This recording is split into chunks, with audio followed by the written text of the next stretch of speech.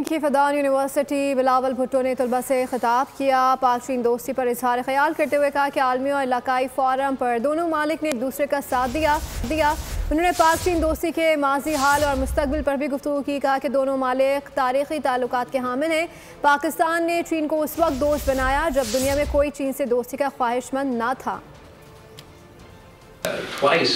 Served as Prime Minister of Pakistan and advocated passionately, domestically and internationally for the Pakistan-China relationship. He was the last foreign dignitary to be received by President Mao, and he laid the foundations not only of the China-Pakistan relationship. Subscribe करें और bell दबाएं ताकि कोई खबर रह न जाए।